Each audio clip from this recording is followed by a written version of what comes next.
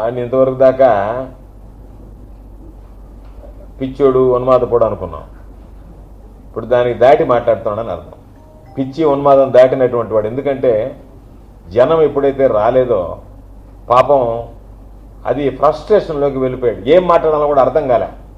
అర్థం కాకుండా పిచ్చి పిచ్చిగా ఎచ్చి పిచ్చిగా ఒక స్థాయికి తగ్గట్టుగా ప్రవర్తించకుండా, అంటే నిన్న ఒక సందేశం ఇచ్చి వెళ్ళాడు, నేను పిచ్చోడిని, నాకు మీరు ఓట్లే బాకండి, నన్ను నమ్మి మీరు నడవబాకండి అని చెప్పి. అది దాని సందేశం. ఆయన మాటల యొక్క అర్థం ఏంటంటే నేను నాయకుడిని కాదు, నేను పిచ్చోడిని, కాబట్టి ఇటువంటి పిచ్చోడిని నమ్మి మీరు ఎవరైనా ఓట్లు వేస్తారో వేయబాకండి అనేటువంటి ఆ సందేశాన్ని ఇవ్వడానికి వచ్చినట్టుకున్నాడు చంద్రబాబు నాయుడు. పాపం ఆయన ఏదో ఓట్లు ఈయనకి ట్రాన్స్ఫర్ చేయిస్తాడని అక్కడ గోదావరి జిల్లాలో సమావేశం పెడితే మీరు నన్ను నమ్మి ఇతను ఓట్లు వేయబడలేదు అనేటువంటి ఆ సందేశం ఇవ్వడానికి వచ్చినట్టుగా పిచ్చి పిచ్చిగా మాట్లాడిపోయాడు తప్ప అతను మాట్లాడేటువంటి మాటలు, స్థాయి లేనటువంటి వ్యక్తులు మాట్లాడేటువంటి మాటలు అసలు పట్టించుకోవాల్సినటువంటి అవసరం లేదు.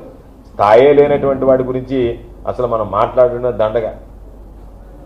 చంద్రబాబు నాయుడు ఇప్పుడు ఏదో చెప్తున్నాడు, నేను వామనావతారం ఎత్తి నొక్కుతాను. వామనావతారం అని నువ్వు దొక్కేది, నేను చంద్రబాబు నాయుడు దొక్కు వదిలిపెట్టాడు. వామనావతారం ఎత్తి కింద కళ దొక్కిపరిచాడు, నిన్ను నొక్కాడు.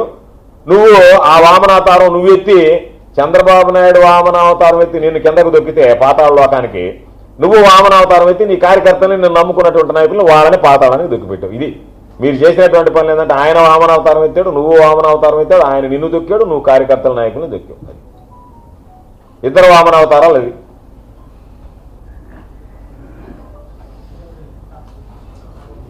ఈ వీడియో కనుక మీకు నచ్చినట్లయితే లైక్ చేసి షేర్ చేయండి. మరిన్ని లేటెస్ట్ అప్డేట్స్ కోసం మా ఛానల్ ని సబ్స్క్రైబ్ చేయండి.